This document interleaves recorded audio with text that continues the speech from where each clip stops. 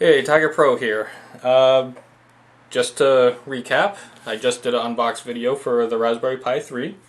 I came with the free case and an 8 gig SD card. In this video I'm going to show you how to hook it all up and make it work. So, to get started, we're going to open up the case, put the Raspberry Pi 3 board inside the case, then we're going to do probably the most time consuming task of setting up the SD card, configuring the software on it, as well as making sure everything on the Raspberry Pi 3 actually works, and maybe a demo of the software itself. So yeah, let's get started. Now, if you remember from my last video, whenever using any kind of knife, always cut away from yourself. I know I may sound like your father, or grandmother, or grandfather, or Boy Scout leader, insert whatever title you want, but it's one of those things that cannot be stressed enough. You never cut towards yourself.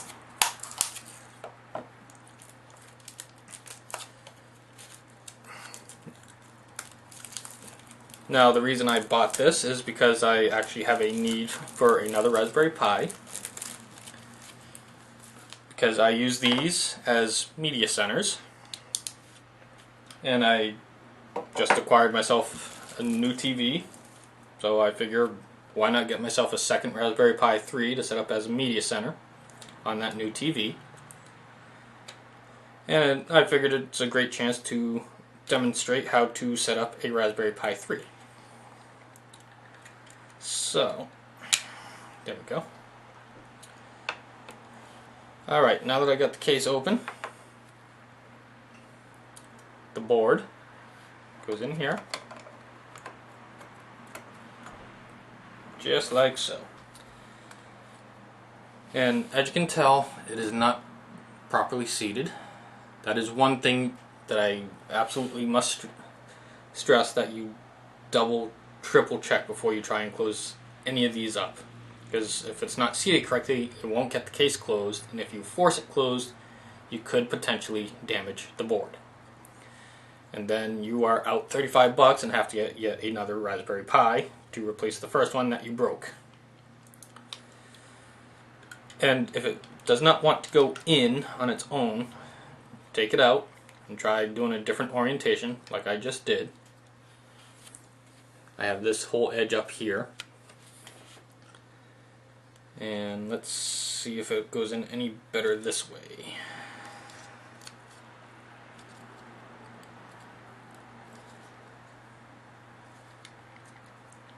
Come on.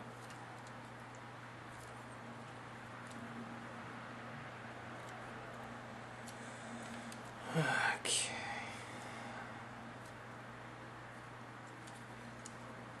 Alright, I'm happy with how that's sitting now. Now, if you look, all the ports are fully seated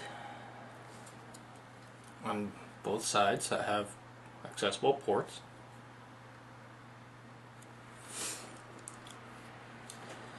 Now, you can get little heat sinks to put on this chip here, as well as this chip here. However, I did not go for those this time, as my current Raspberry Pi 3, I don't really have much of an issue with overheating. Now, if I do have an issue with overheating on this one, I will actually go ahead and get the heat sinks. Or I might just cannibalize some off of an old computer I have laying around. It really depends on how big of a overheating issue I have, I guess. And to answer your questions, yes, I do have old computers laying around. So let's put the cover on this. It's just going to clip down on there.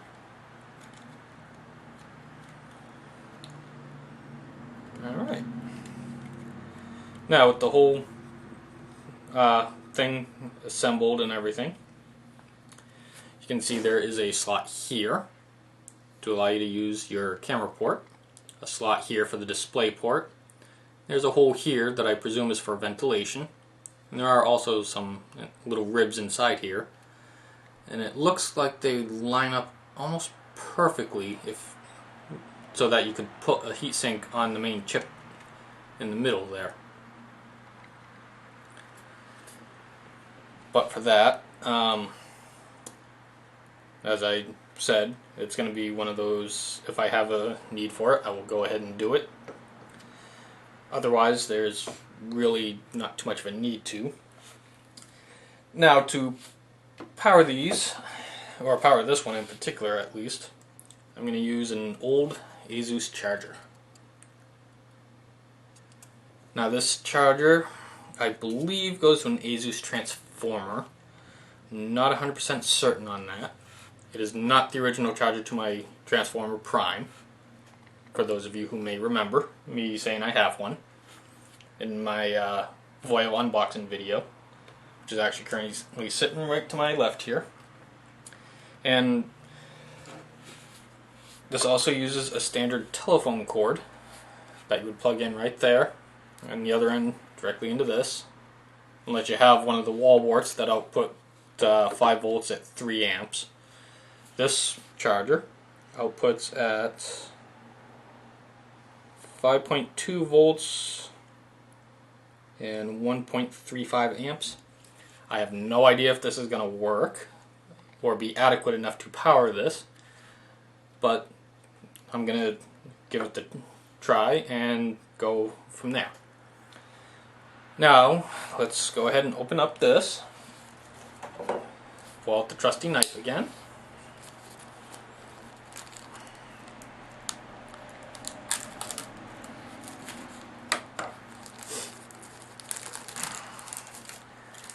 And there's the SD card. Right there. Alright, so for this next step, I am going to switch over to my Voyo V3 Ultrabook sitting over here, which I will have a full review video on in the near coming future. I just have to get a little bit more usage on it and see if any of the quirks are repairable or fixable. And yeah, we'll see you in 1 second on the Voyo. Alright, so we're now here on the Voyo V3 Ultrabook. I'll go ahead and insert this SD card.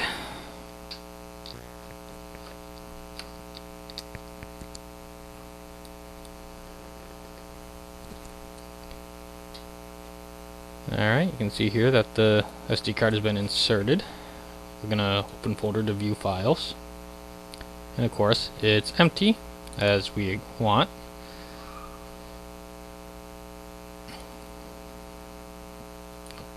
There we go. Alright, you can see 7.39 gigs free of 7.39 gigs. And if we go down to properties, you can see that it is FAT32 and has 128 kilobytes of used space. So, we're going to minimize that for now. Now, to get software for this, there are a couple places you can go. The primary one, which is the recommended one, is raspberrypi.org. If you come up here and hit downloads, it'll pop up with the two main operating systems for the Raspberry Pi. Noobs, which is a Noobs, which is their basically beginner's OS. When you install that, you can it boots into a little graphical interface. You pick the operating system you want, it downloads it. If you download multiple ones, it'll download all of them. Raspbian is a Debian-based Linux distribution for the Raspberry Pi. It allows you to control all the GPIO pins and everything else. Now, as I scroll down here, you have Ubuntu Mate, Snappy Ubuntu Core, Windows 10 Internet of Things Core, OSMC, which is a Media Center distro, LibreElec, which is, well, to make it easy, these are all ideally Linux distros except for the Windows 10.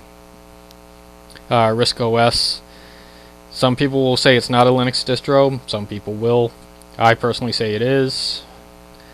Yeah, that's one of those, I guess, personal preference things.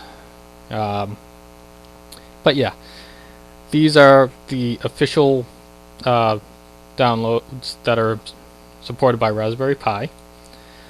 The one that I'm gonna be getting is called OpenELEC. You can get that at openelec.tv. Give that a second to load here.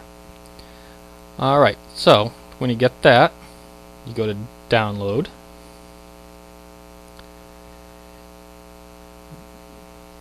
Yeah, as you can tell, this is not the fastest machine in the world, but I did mention that when I did the unbox video. So bear that in mind. And I don't have the fastest internet on the face of the planet either. So if you scroll down, you can see here Raspberry Pi 2 and Pi 3 Model B Plus 512 meg disk image. Then you get your x86, Raspberry Pi 2 and 3 update file, AB for the Raspberry Pi 1. Then you get this one here, which is again a disk image. And as you keep scrolling down, you can see other things. If you want to check out this website on your own, feel free. The link is right here. I can also put a link in the description. So, for the Raspberry Pi 3, if you already have a Raspberry Pi 3 that is currently running OpenELEC, you can just get the update file and be fine. However, for a brand new setup, which is what we're currently doing, you want the disk image. Now, as far as which one, between this one here and this one down here, I don't think it really matters because I don't see any version numbers anywhere. And let's see, 57.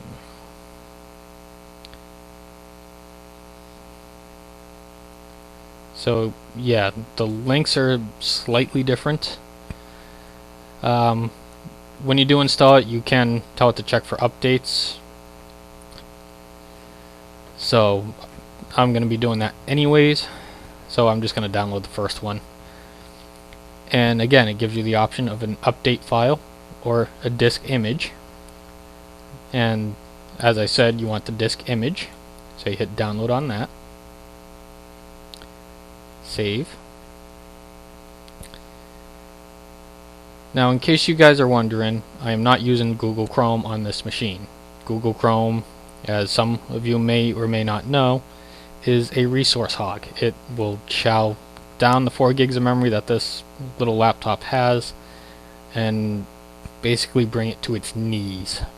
I'm not really interested in trying to deal with that for most of the activities that I do that are based on the web. So for now, I am using the Microsoft Edge browser. I will eventually try some new ones. If you guys have recommendations, again, leave a comment in the comment section. Let's see, 27 seconds left.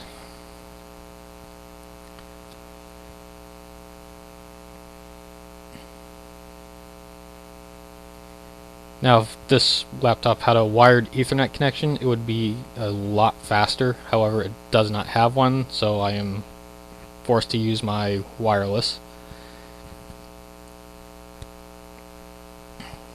2 seconds, 1 second. Alright, so now we hit open. Oh yeah, might help if I get a program manager to handle that. I highly recommend 7-zip if you do not currently have it. It is definitely worth checking out. Alright, so I'm going to go with the 64-bit MSI. Save. Now the reason I am currently doing it this way, showing you guys the full 7-zip downloads, installs, and all that, is because if you're someone that has never done this starting from scratch, don't know what you need or anything like that, click run on that. Then more info, run anyway. And we can minimize this. And in case you were wondering, yes, I found my background on Google Images. Okay, so let's go ahead and install 7-zip.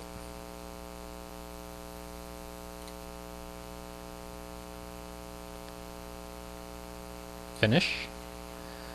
Alright, so File Explorer, Downloads, and alright, so now we can right click 7-zip, extract files. Now the way you install the OS on a Raspberry Pi is quite easy. You format your SD card. Since this one is currently blank, don't need to format it. And then you just extract whatever image to your Raspberry Pi. Uncheck that box so it doesn't create a OpenELEC folder. It just goes straight to the root directory. And hit OK. And as you can see, this goes fairly quick. Takes about 15 to 20 seconds total for this process. Could be faster, depends solely on your system. Some systems can do SD cards lightning quick. Other systems, they take a little longer. The longest I've ever seen it to do this process is about 1.5 minutes, and that was on some really old hardware. It was actually on my Toshiba Portage notebook, tablet computer. So, just waiting on this.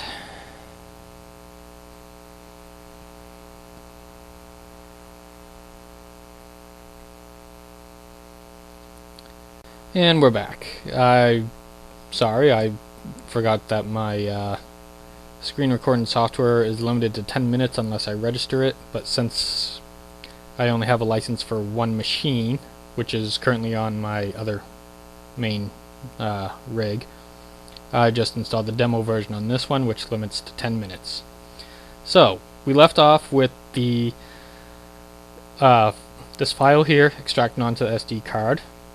That just finished, and if you open the SD card, yeah, that's annoying. Let's try doing this again. Extract here.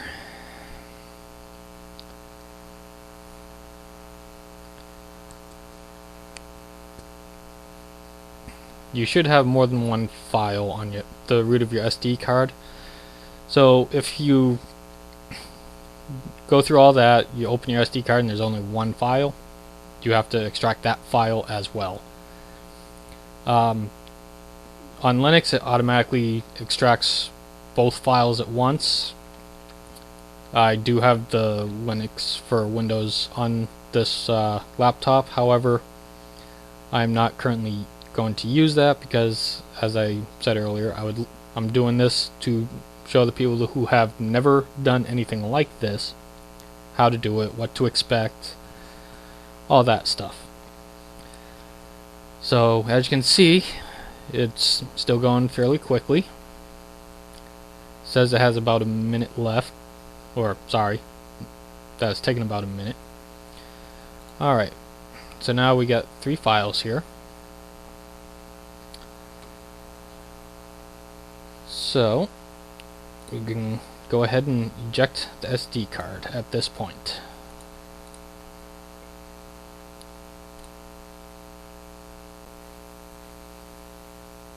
Alright, and alright, I'll see you back over on the TV in a couple seconds. Okay, so we're back. I got here the Raspberry Pi, the cable to power it with your 2 USB ports there.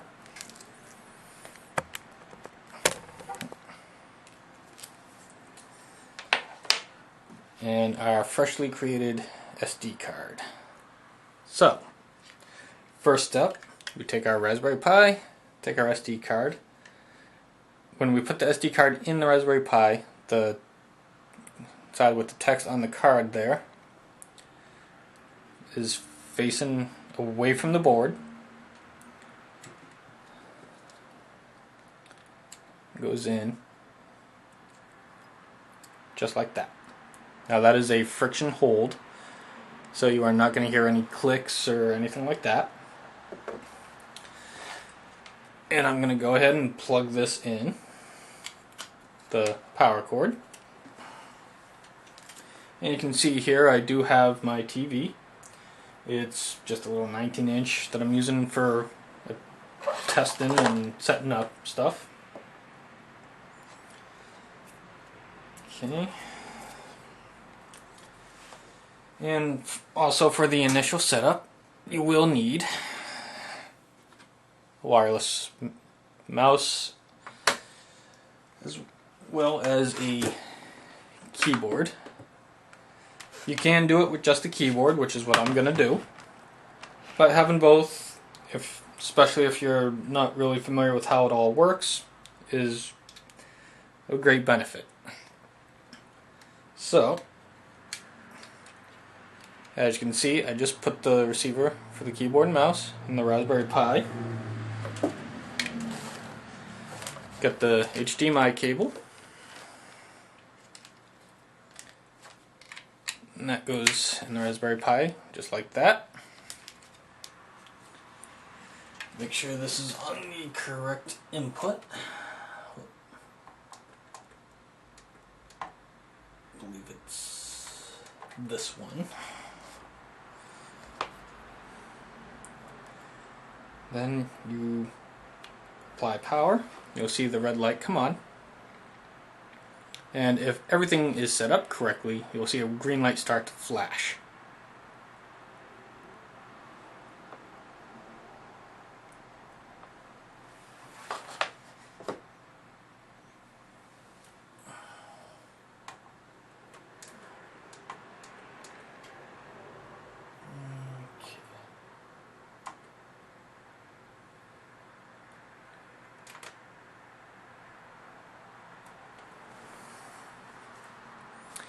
Alright, I'll be back after I do a little quick troubleshooting.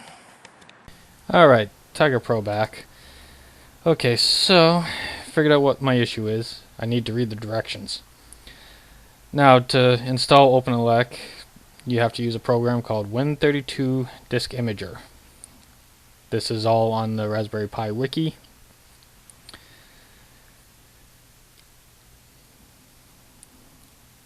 I believe it's just Raspbian, where you can just copy files over. It has been a while since I've done anything with the Raspberry Pi 3 in terms of creating things, so let's go ahead and get Win32 Disk Imager.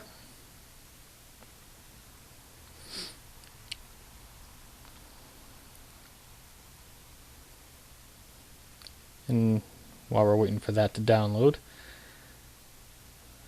let's go ahead and put the SD card back in.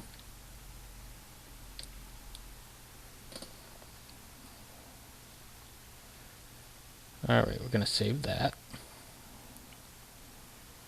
Okay.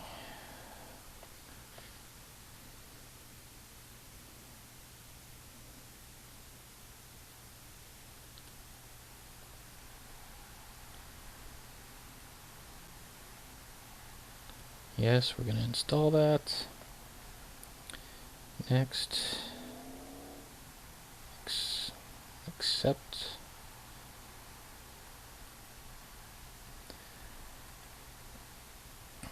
Yeah, sure, let's create a desktop icon. Install.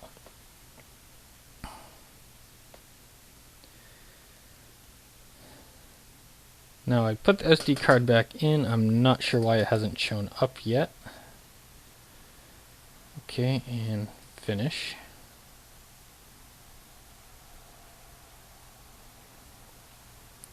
Okay. When you get that error, just right click on the desktop icon, run as administrator. Pops up with the dialog, you hit yes.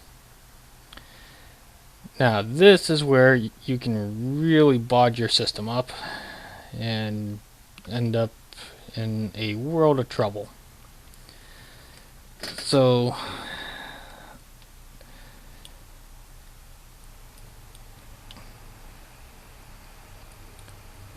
alright.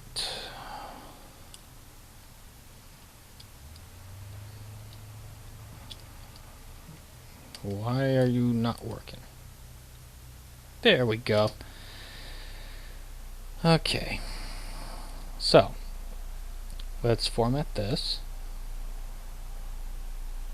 Format. Want to leave it as FAT32. Restore device defaults. And hit start. It'll give you the confirmation. You hit OK. And there you go. Formatted. Close this. And it's empty. Now, in case you're screaming at your screen at the moment saying, why didn't you use SD card formatter? I'm not going to download that just to format an SD card because I screwed up. If you want to go through that process, feel free. If you have no idea what I'm talking about, then ignore the ignore the statement I just made. So, we're going to move that over. Go back into downloads. And we're going to unzip. Yeah, let's just put it there. Why not?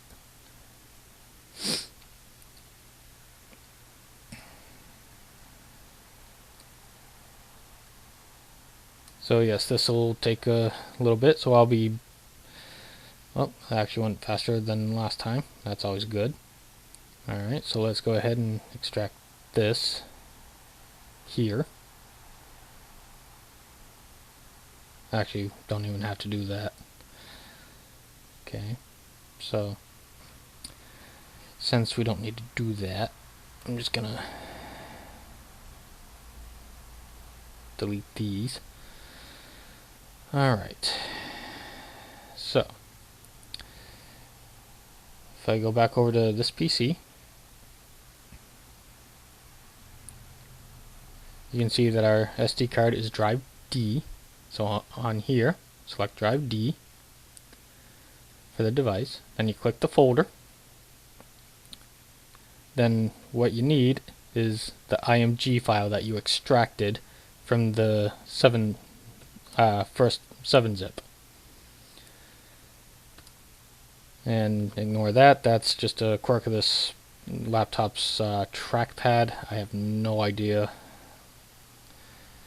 how to disable it because I have not been able to find a way to disable it, even though I disabled the gestures in Windows. So from here, once you've verified you have the right device, which you can see is right here, and you verified you have the right image, which is the one you extracted with 7-zip. If you look at the things on the bottom, it says you have a cancel, read, write, and exit.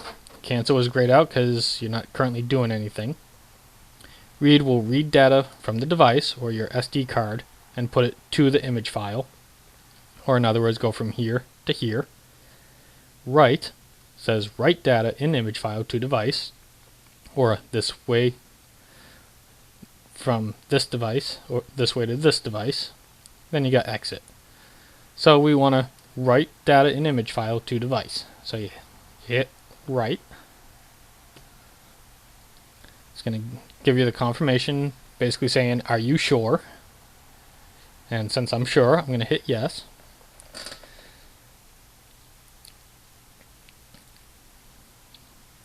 and you just wait for it to finish. And I will be back as soon as it finishes. Alright, and we're back. As you can see, it's finishing now. Write successful, so you hit OK. Then exit. Then from there, you come over here, right click, eject, and then you take the SD card out of whatever device you're using. Alright, now we'll see you back at the TV. And we're back. Alright, so again, Raspberry Pi, SD card that we just created a second time. And again, you put it in, text facing away from the board.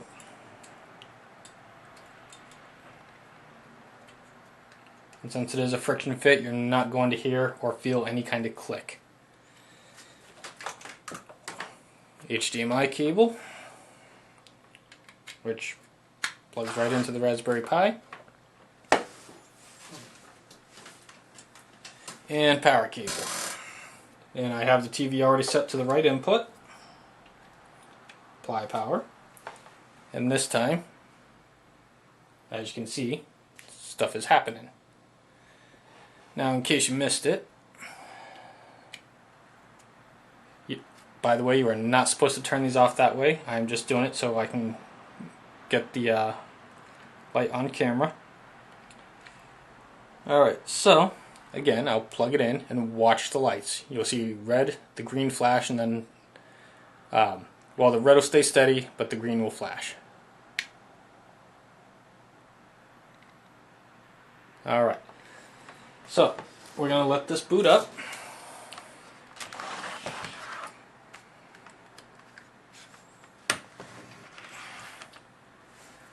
And this is an older version. And this right here brings you to the main setup where you apply the system name and all that.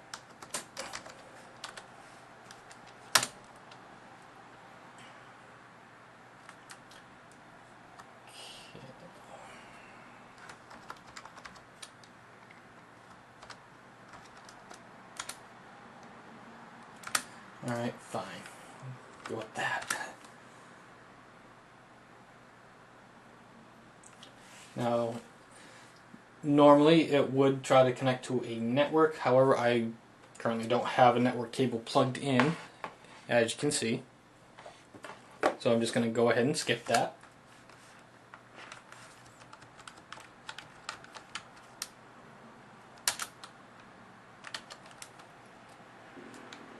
Oh, okay, never mind. It actually initialized the wireless on its own. However, I am still going to go ahead and skip that. Then you have your services. SSH is to sign in through a text shell. Samba is to sign in using basically an anonymous account for Windows. Alright, and that's the gist of getting it all set up. I'm going to go ahead and configure the network on this now. So you go to System, open Elect, go down to Network. Now this here, you can do various things such as have wireless networks, a wired network, which is what I have on my current Raspberry Pi 3, with the wireless acting as access point, which is what this option here is. It will allow you to connect to the Raspberry Pi through a laptop, smartphone, tablet, something like that to control it. For the time servers,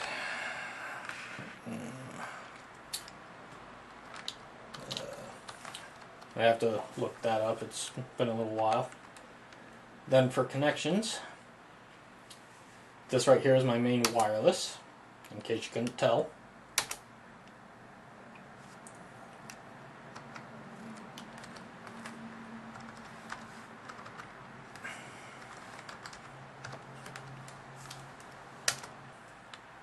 Alright, so once you get signed into the wireless, it'll give you the IP address that it got from the DHCP server.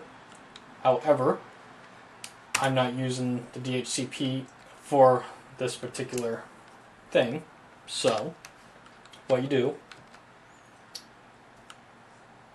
if this will let me, just gotta wait a second.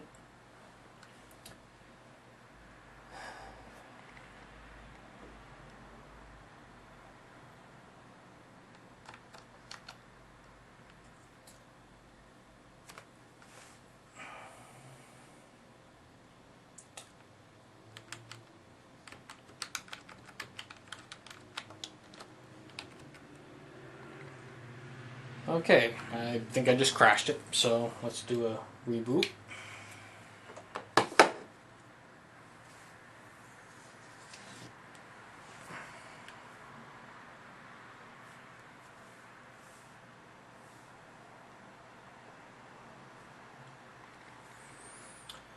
Okay, and we're back. Now this Pulse 8 CEC adapter, that is something that applies only with HDMI. It allows you to use your high definition TV remote to control your Raspberry Pi using the TV remote. Now when you get things like this, I always just hit no, because I'm going to be updating it in a moment anyway. So let's go to System, Open Elect, down to Connections, where it's currently connected to my wireless using DHCP. So I'm going to select it, and it comes up with this little menu. Go to Edit, and then you can scroll through the various options here. The one I'm interested in is IPv4. So you press your right arrow, select the IP address method. It's going to pop up with this. You can do DHCP, which means your router, cable modem, whatever, is going to automatically assign the IP. Manual means you set the IP yourself. And off means you just don't get an IP address at all. So I'm going to set it to manual. I have a predefined IP that I'm going to use. And you got to go over to your actual arrows on this.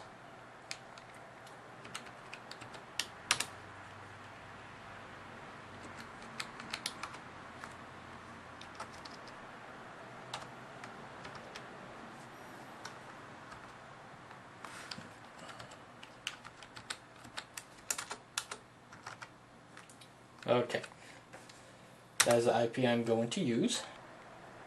Then when you are done, you hit save. And that, as you can see there, it now has the IP address that was manually given to it. And if you want to just make sure that it applies when you reconnect, you can always go in and disable your wireless, then re-enable it, then go back down to connection. Go back down to connections, and you will see that the IP address is there. Now if you go down to services, if you remember from the beginning of this greeting thing for the configuration, it had Samba SSH, which you can enable or disable here. You can also do all these other things. The Raspberry Pi 3 does have a built-in Bluetooth, and it does work with OpenELEC. And as you can see, it's currently disabled because I don't have any Bluetooth devices to use with it. Now if you go into Settings, you can go down to System, and you can change your desktop resolutions. I'm going to leave it at desktop for now, because the TV I'm going to be connecting it to has 1080p, whereas this little TV here is only 720, because, well, I got it for free and it's old. Then you got your audio output. You can change that to any of these. I leave it at HDMI. For this one though, I am actually going to do HDMI and analog because I am going to be hooking it up to a older surround sound receiver that I have. Then you can do your input devices. And down here where it says settings level standard, if you select this, it'll change to advanced and then expert. And that will apply system wide. So now if you go back through, you can see that there are other settings here like support 8-channel DTS, enable pass-through, all kinds of stuff like that. And internet access popped up, power saving, all that stuff. And now if you go back into the OpenELEC portion, you can actually check for updates. I'm going to set it to auto update. Check for updates now. And you may have to give it a minute or two to figure it out. And the system name here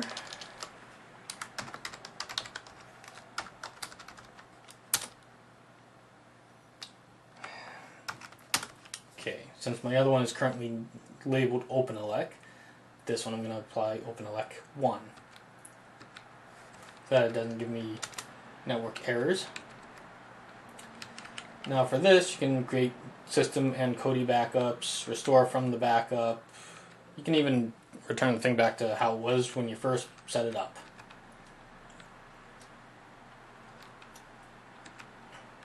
And again, I'm just scrolling through the various things on here. My other Raspberry Pi is currently running Kodi 16.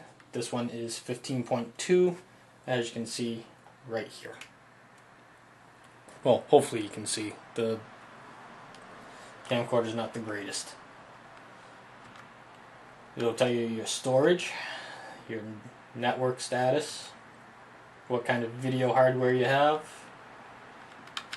and if you have it set up to do live TV, it'll tell you that as well.